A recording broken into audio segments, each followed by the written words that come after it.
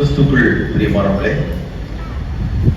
நம்முடைய பிதாவாகிய கடவுளிடமிருந்தும் ஆண்டவராகிய இயேசு கிறிஸ்துவிடமிருந்தும் உங்கள் அனைவருக்கும் கிருபையும் சமாதானம் உண்டாவதாக. ஆமென்.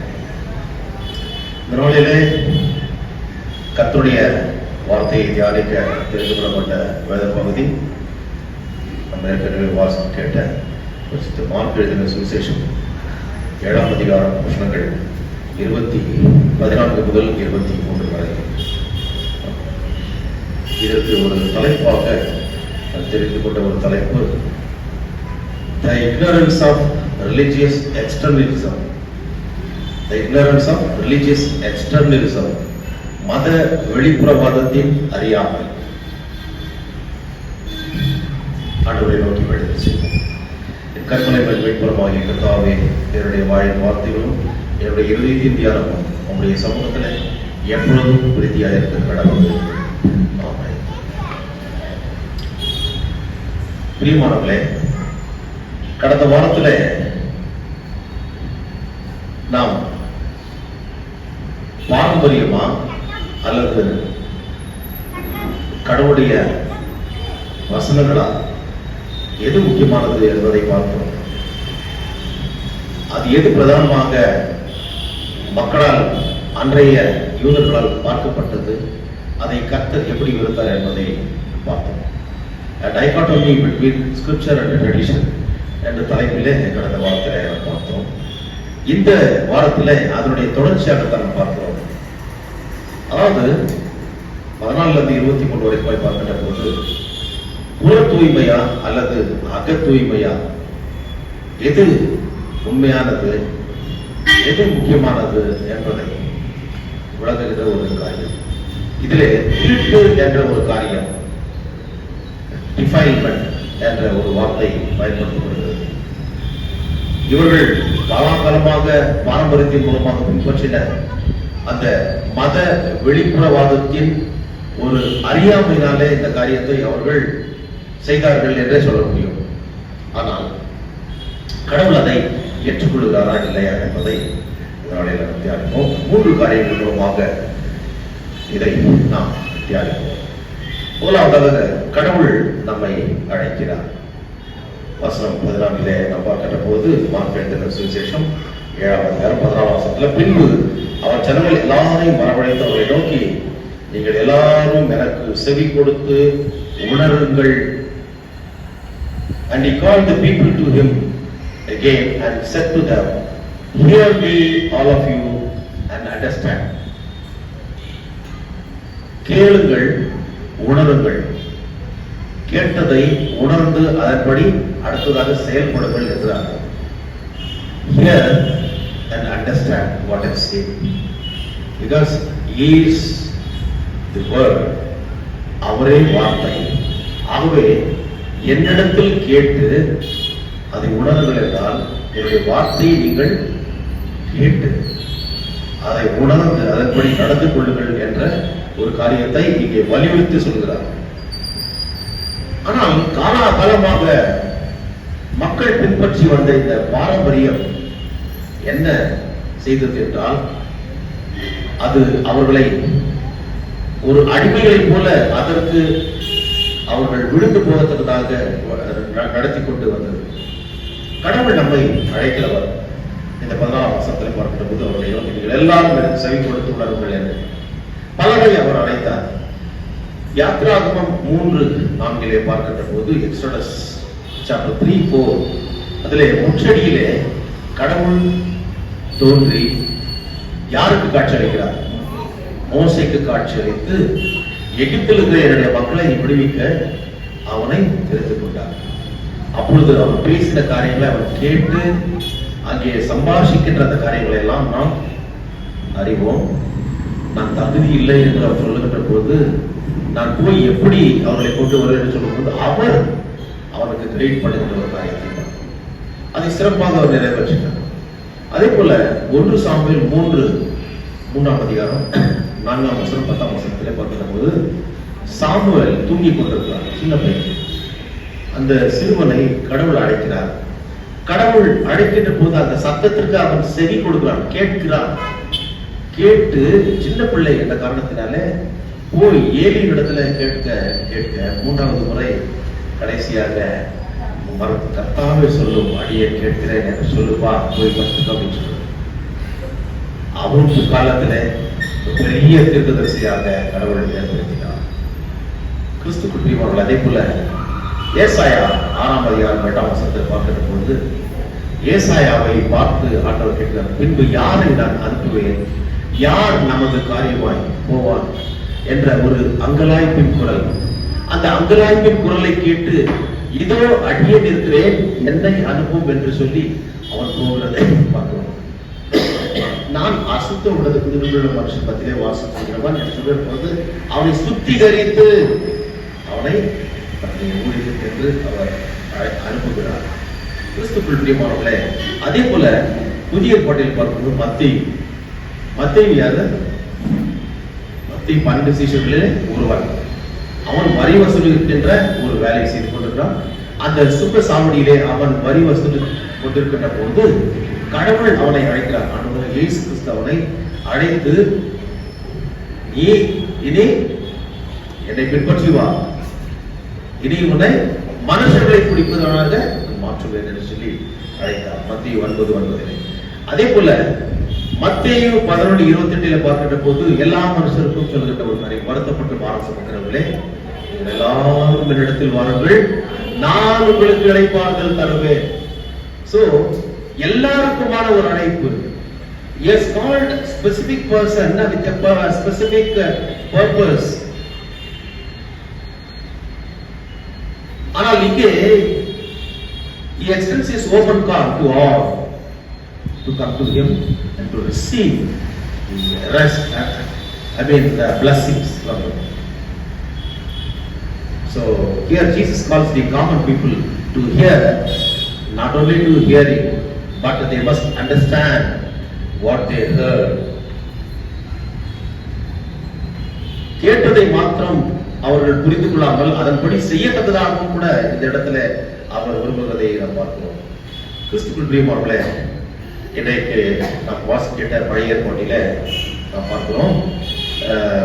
உபாகமம் 4ஆம் அதிகாரம் 1ஆம் வசனம் 2ஆம் வசனம், அதைத் தொடர்ந்து 6ஆம் வசனத்திலிருந்து 10ஆம் வசனம் வரைக்கும் பார்க்கிற போதாகே, இஸ்ரவேலரே நீங்கள் பிழைத்திருக்கும்படி உங்கள் பிதாக்களின் தேவனாகிய கர்த்தர் உங்களுக்கு கொடுக்கிற தேசத்தில் நீங்கள் பிரவேசித்து அதை சுதந்திரித்துக் கொள்ளும்படியாக நீங்கள் கைக்கொள்வதற்கு நான் உங்களுக்கு போதிக்கிற கட்டளைகளையும் நியாயங்களையும் கேளுங்கள். ஷெமா இஸ்ரேல் என்ற அர்த்தம். இஸ்ரவேலே கேள். ஹியர் ஓ இஸ்ரேல், அதைத்தான் இங்கே பார்க்கிறோம். And now, O Israel, listen to the statutes and the rules that I am teaching you, and do them, that you may live, and go in to take possession of the land that the Lord, the God of your fathers, is giving you. அந்த வாக்குத்தத்தம் பண்ணப்பட்ட தேசத்தை சுதந்திரித்துக் கொள்வதற்கு முன்பதாக இந்த காரியங்களை நீங்கள் பின்பற்றிக் கொள்ள வேண்டும் என்று சொல்லி சொல்லுகிறதை இங்கே நாம் பார்க்கிறோம். கிறிஸ்துக்குள் பிரியமானவர்களே, இதே உபாகமம் 4:2 வசனத்தோடு ஒன்றையும் கூட்டம் வேண்டாம், குறைக்கவும் வேண்டாம். ஏன்னா அவர் சொல்லியிருக்கிற இந்த நியாயப்பிரமாணமும் கட்டளைகளும் இட் இஸ் இன்ஃபாலியபிள், மாறாதது, அதாவது அது தவறாதது. ஆகவே இதில் ஒன்றையும் கூட்டம் வேண்டாம், குறைக்கவும் வேண்டாம். இதனை நீ ஏற்றுக்கொள். 6ஆம் வசனத்துல அவைகளை கை கொண்டு நடவுங்கள், நீங்கள் நடந்தால் நீங்கள் தான் ஞானிகள், ஞானவான்கள் என்று சொல்லி எல்லா மக்களும் சொல்வார்கள். இன்றைக்கு யார் ரொம்ப ஞானத்துல அதிகமா ஞானம் படைத்தவர்கள் என்று சொன்னால் உங்களுக்கு நல்லா தெரியும். அமெரிக்கா இன்னைக்கு இஸ்ரேலுக்கு அந்த அளவுக்கு சப்போர்ட் பண்ணுதுன்னா அங்க இருக்கிற பெரிய பெரிய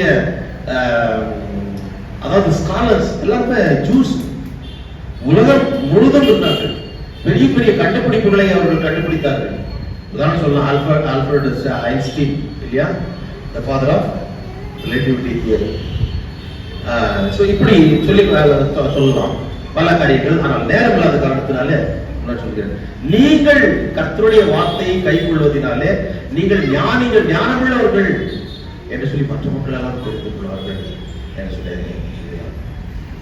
9ஆம் வசனம் 10ஆம் வசனம் அவர்களை கற்றுக்கொண்டு உயிரோடும் நாளெல்லாம் அதை பின்பற்றணும். நீங்கள் இதை பின்பற்றுகின்ற போது till your last breath you need to follow all these statutes and ordinances.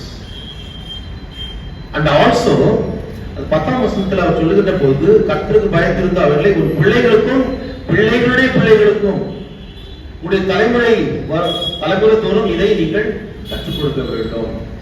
வாழையடி வாழையாக இதை பின்பற்ற வேண்டும். இதை நீங்கள் பின்பற்றுகின்ற போது உங்களுக்கு ஆசீர்வாதம், இல்லை என்றால் உங்களுக்கு சாபம் என்று சொல்லி. ஆகதான் இந்த கண்டிஷனல் கவர்மெண்ட் என்று சொல்லி நாம் பார்க்கணும். கிறிஸ்துக்குள் பிரியமானவர்களே, ஆனால் நடந்தது என்ன? அவர்கள் எல்லாம் நம்முடைய முற்பிதாக்கள் அவர்கள் எல்லாம் கைவிட்டு விட்டார்கள். நம்முடைய முற்பிதாக்கள் அதை கைவிட்டு விட்டார்கள். அதை கேட்காமல் முறுமுறுத்தார்கள், விபச்சாரம் செய்தார்கள், விக்கிரகாராதனை செய்தார்கள். மோசேக்கும் கடவுளுக்கும் விரோதமாக அவர்கள் போர் தொடுத்தார்கள். They waged war against God's servant Moses and also God. கர்த்தருக்கு ஒரு வேதனை ஏற்படுத்தினார்கள். அவருடைய கோபாக்கினையை பார்த்தார்கள். அவருடைய தேவைகள் சந்திக்கப்பட வேண்டும். அதற்காக எந்த விலை கொடுத்தும் எப்பேற்பட்ட ஒரு வார்த்தைகளை சொல்லியும் கடவுளுக்கு கடவுளுடைய மனுஷனுக்கும் தொல்லையை அவர்கள் ஏற்படுத்தினார்கள் என்று சொன்னால் அவர்கள் அது கிடையாது. பாகினால்தான் அவர்களை ஸ்டிஃப்-நெக்ட் பீப்புள், வணங்கா கழுத்துள்ள மக்கள் என்று சொல்லி கடவுள் சொன்னதை நாம் பார்க்கிறோம். ஆகவே மனிதர்களால் போதிக்கப்பட்ட இந்த கற்பனை அதாவது பாரம்பரியத்தை கை கொண்டு தங்கள் வாயினாலும் உதடினாலும் என்னை கனப்படுகிறார்கள், அவருடைய இருதயமோ எனக்கு தூரமாய் விலகி நிற்கிறது என்று சொல்லி ஏசாயா 29:13 சொல்லுகிறார். இவர்கள் சும்மா ஒரு வாய்ச்சாலம் பண்ணுகிறார்கள். கடவுளுக்கு ஆலயத்துக்கு வந்து கடவுளை துதிக்கிறார்கள்.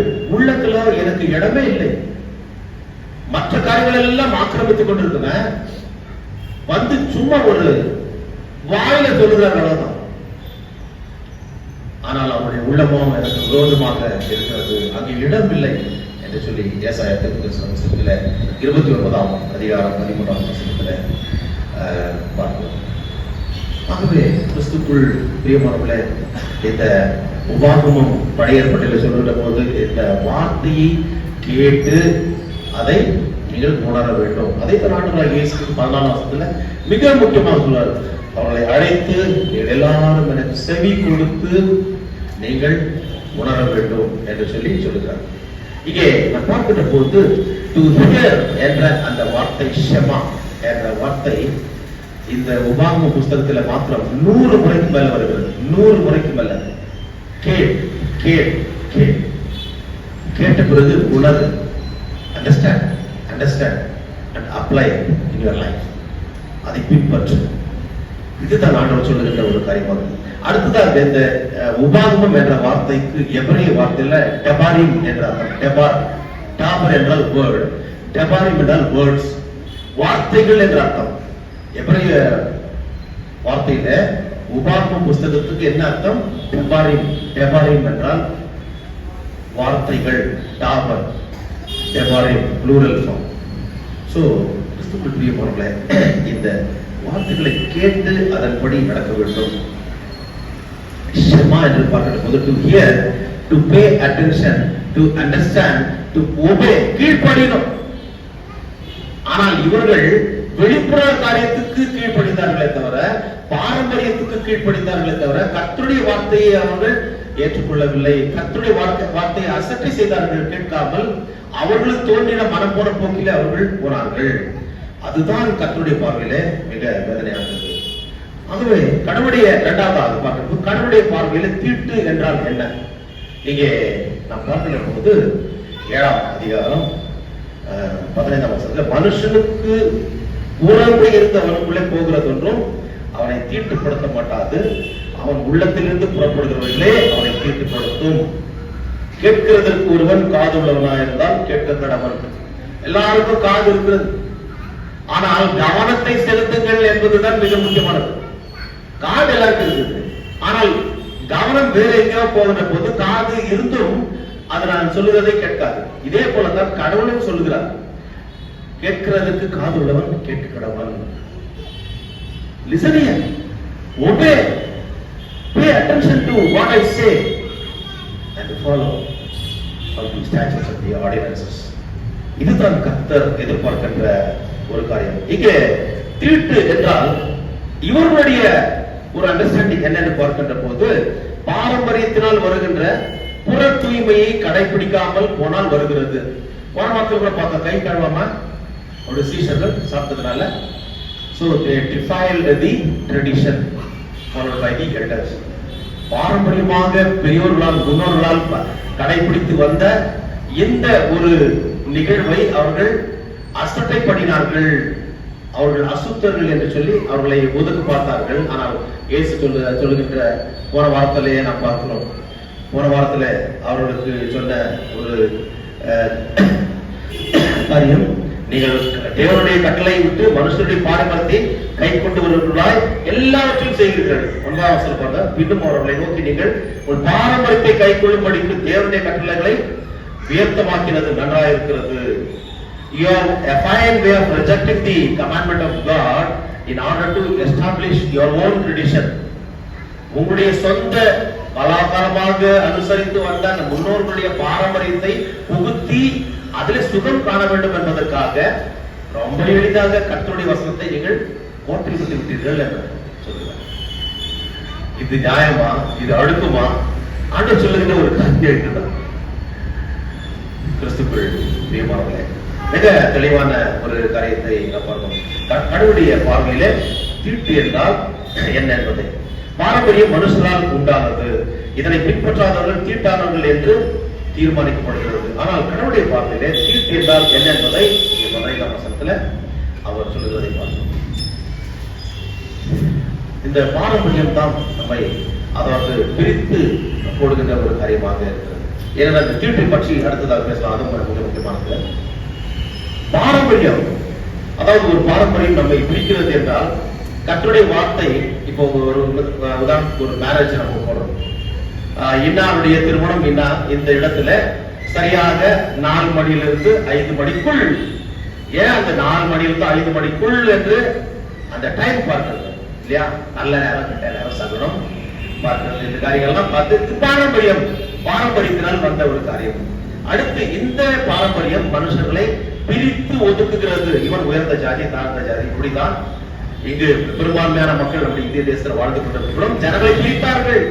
இவன் தலையிலிருந்து பிறந்தவன், இவன் கழுத்திலிருந்து பிறந்தவன், இவன் இடுப்பிலிருந்து பிறந்தவன், காலிலிருந்து பிறந்தவன், இவன் மனுஷன் என்பதற்கு சொல்லவே தகுதி இல்லாதவன் என்று சொல்லி எல்லாரையும் ஒதுக்கி தள்ளினார்கள். Considered and they stratified the social system in accordance with the caste system based on their birth. ஆனால் கடவுள் படைக்கிற போது அப்படி படைக்கவே இல்லை. இங்கே கூட அது போன்ற ஒரு காரியங்களை ஒரு பாரம்பரியத்தை வைத்துக் கொண்டு செய்கிற காரியத்தினால அது நம்மை பிரிக்கின்ற ஒரு காரியமாக இருக்கிறது, அது கொல்லுகிறது. ஆனால் கடவுளுடைய வார்த்தை அவரிடத்துல அன்பு கூற செய்கிறது, ஆண்டவரில் நம்மை பலப்படுத்துகிறது, கடவுளிலும் மனுஷரையும் நேசிக்க வைக்கிறது, சகோதர ஒற்றுமையை வளர்க்கிறது, பிள்ளைகள் பெற்றோரை கனம் பண்ண அது தூண்டுகிறது. போன வாரத்தில் கூட பார்த்தோம், அந்த குர்பான் என்ற ஒரு காணிக்கை, தேவர் பணம் என்ற காணிக்கை கொடுத்தா போதும், பெற்றோர்கள் செய்ய வேண்டிய கடமை செய்ய வேண்டிய அவசியம் இல்லைன்னு சொல்லி பிள்ளைகளை தவறாக வழிநடத்தினது இந்த பாரம்பரியம். ஆனால் கடவுளுடைய வார்த்தை, ஆகவேதான் time and again he is insisting his disciples and also the people to listen and to understand, to hear and understand and apply the word of God in your life. கடைசியாக நம்ம பார்க்கிற போது புற தூய்மையா அக தூய்மையா என்று சொல்லி இங்க 15ஆம் வசனத்துல, மனுஷனுக்கு புறம்பே இருந்து அவனுக்குள்ளே போகிறது ஒன்றும் அவனை தீட்டுப்படுத்த மாட்டாது, அவன் உள்ளத்திலிருந்து புறப்படுகிறவர்களே அவனை தீட்டுப்படுத்தும். தீட்டு என்றால் மறுபடியும் என்ன சொல்லணும்னா, மனிதன் மதத்தின் பெயரால் மனிதன் தன் சுயநலத்திற்காக வகுத்து கொண்ட ஒன்றுதான் தீட்டு. அது வந்து ஒரு வளையம், தனி உலகம். அது அதை வச்சு நம்ம என்ன பண்றான், மற்ற ஜனங்கள் அதுல வர வேண்டும் என்றால் இதெல்லாம் செய்ய வேண்டும், இதெல்லாம் செய்ய வேண்டும் என்று சொல்லி அவன் தொல்லைப்படுகின்ற ஒரு காரியம். இவையெல்லாம் பாரம்பரியத்தினாலே, மனித எண்ணத்தினாலே வந்த மாயை. ஏனென்றால் religion itself is a man-made system. மதமே மனுஷரால் உண்டானதுதான். ஆனால் கடவுளுடைய வார்த்தை நம்மை அது வாழ்க்கை முறையை நமக்கு போதிக்கின்ற ஒரு காரியம். வாழ்க்கை முறையை போதித்து பரலோகத்தை நோக்கி செல்ல, மதத்தை அல்ல, இது ஒரு வழிபாட்டுதலை குறிய ஒரு அடையாளமாக இருக்கிறது. கடவுளுடைய பார்வையில தீட்டு என்ன என்று பார்க்கின்ற போது அப்போஸ்தலர் 10:12 பார்க்கிறோம். கடவுள் அங்கே பேதுருக்கு சில பொருட்களை அனுப்புகிறார். அவன் பசியாக இருக்கிற போது அதுல அவன் இது அசுத்தம் உள்ளது, இது அசுத்தம் இல்லாதது என்று சொல்லி, இது தீட்டானது என்று சொல்லி சிலர்களை அவன் சாப்பிடுவதில்லை.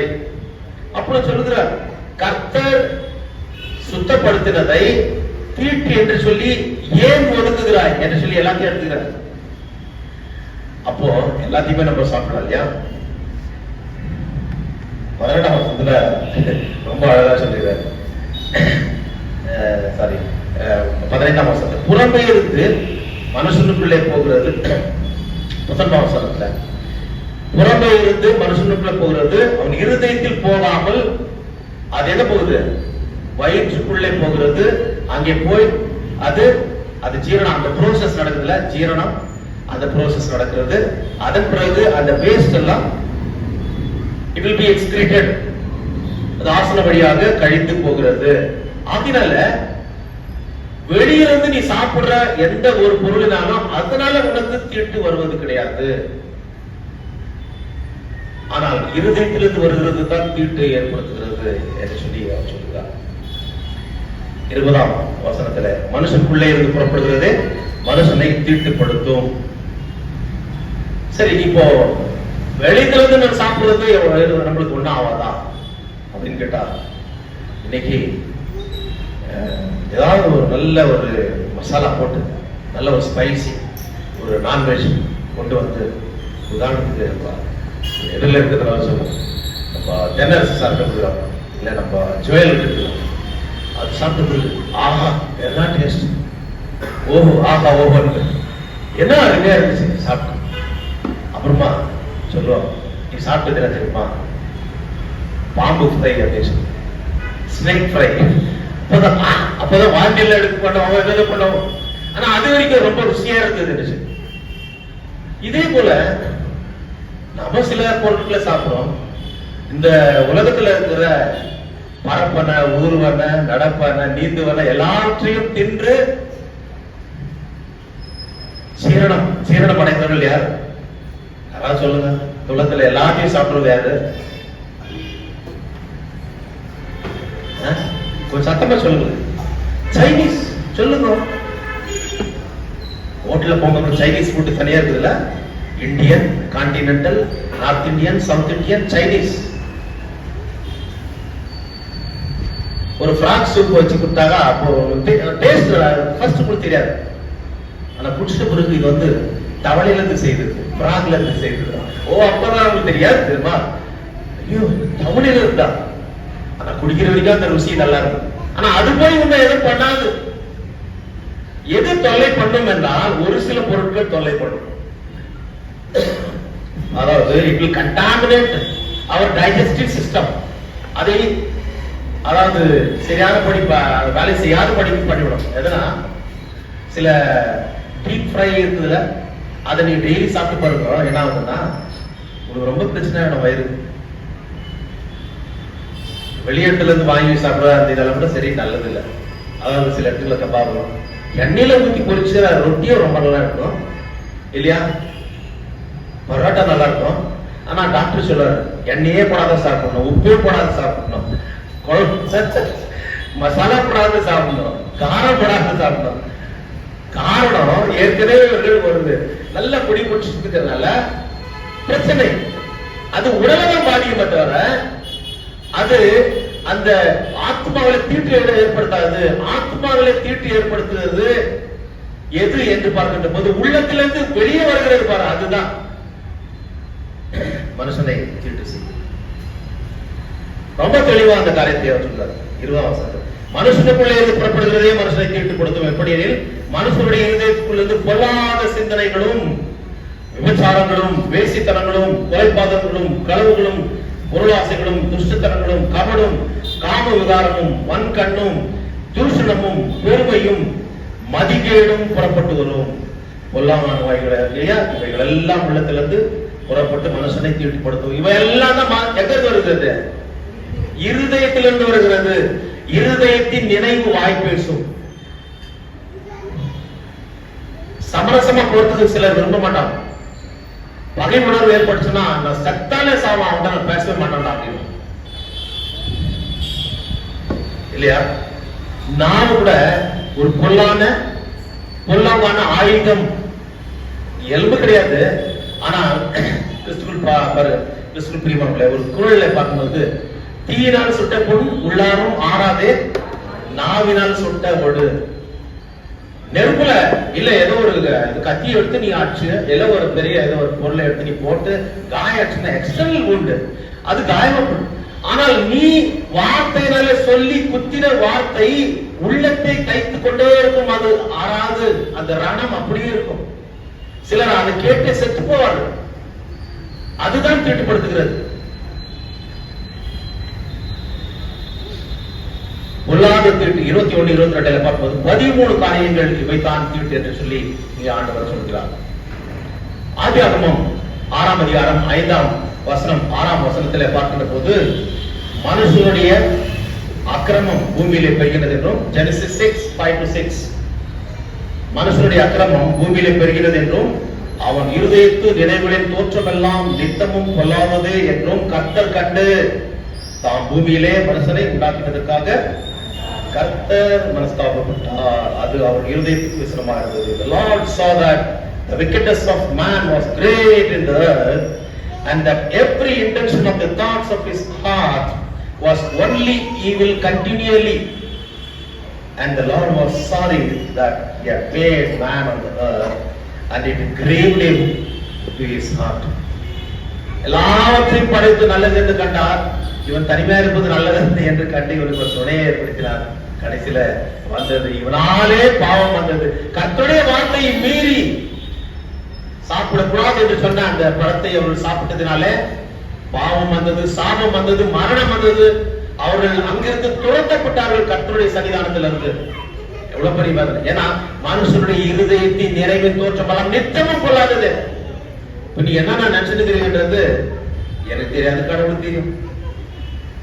சிலர் யோசித்துக்கலாம், ஐயர் ரொம்ப நேரம் மெசேஜ் எடுத்துக்கிற போல சர்ச்சு முடிச்சுட்டு போறதுக்குள்ள மீன் காலி ஆயிடுமா, இல்ல சிக்கன் காலி ஆயிடுமா, மட்டன் காலி ஆயிடுமா, இல்ல ஊர் போட்டிது, அந்த மாதிரி இந்த மாதிரி எல்லாம் யோசிக்கும். நீங்கள் போகிற காரியம் சக்சஸ்ஃபுல்லா நடக்கும். முதல்ல கர்த்தருடைய வார்த்தையை கேளுங்கள். அதுக்கு நீங்க நேரத்தையும் மற்ற காரியங்களையும் பார்க்க கூடாது. உங்களுடைய இருதயத்தில் இருந்தால் எல்லாம் புறப்பட்டு வருகிறது. கவிஞர் கண்ணதாசன் ஒரு பாடல்ல எழுதுவார், போயும் போயும் மனிதனுக்கு இந்த புத்தியை கொடுத்தானே. யாரு கொடுத்தது? இறைவன் புத்தியை கொடுத்தான். போயும் போயும் மனிதனுக்கு இந்த புத்தியை கொடுத்தானே, இறைவன் புத்தியை கொடுத்தானே, அதில் பொய்யும் புரட்டும் திருட்டும் கலந்து பூமியை கெடுத்தானே, மனிதன் பூமியை கெடுத்தானே. யார் கெடுத்தது? ஆனா இங்க சொல்லும் போது முதல்ல மனிதனுக்கு இந்த புத்தியை ஏன் கொடுத்தாங்க? நன்மையும் தீமையும் அறியத்தக்கதான நல்லது தீயது எது எது பகுத்து அறியக்கூடிய காமன் சென்ஸ் கொடுத்தாரு. அந்த காமன் சென்ஸ் அவர் யூஸ் பண்ணல. வேண்டாம் என்று விளக்கின அந்த பழத்தை அவர்கள் சாப்பிட்டு கர்த்தருக்கு விரோதமாக அவர்கள் மீறி அந்த பாவத்தை செய்தார்கள். ஆகவே தண்டிக்கப்பட்டார்கள்.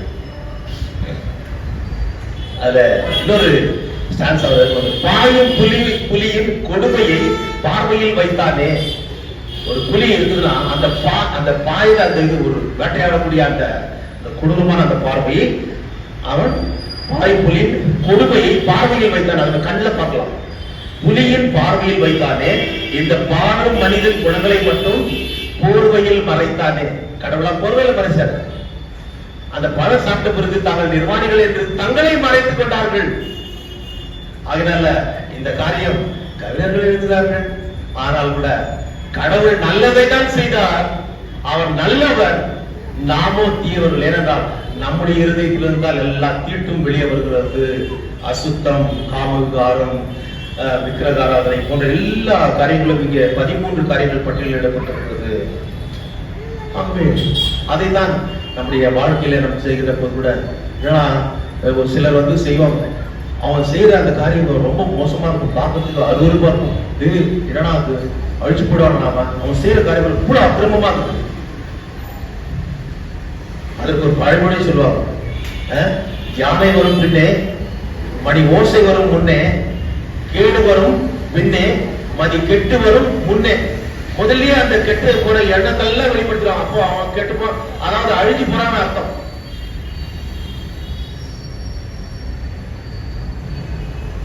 நீதிமொழிகள் 16:18 அழிவுக்கு முன்னானது அகந்தை, விடுதலுக்கு முன்னானது மனமேட்டிமை என்று பார்த்தோம்.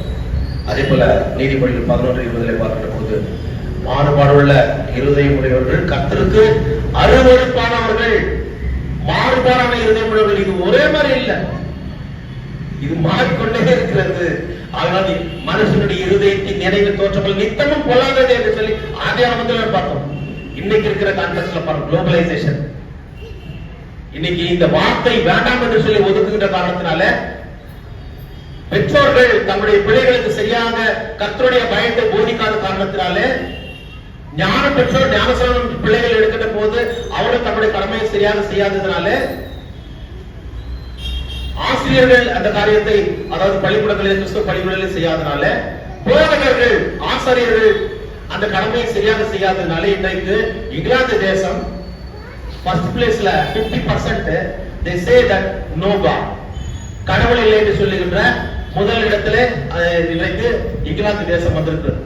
ஒரு காலத்துல உலகம் முழுவதும் சுவிசேஷம் அறிவிக்கப்பட்ட இரண்டாவது இடத்துல தான் கிறிஸ்தவம் 37%.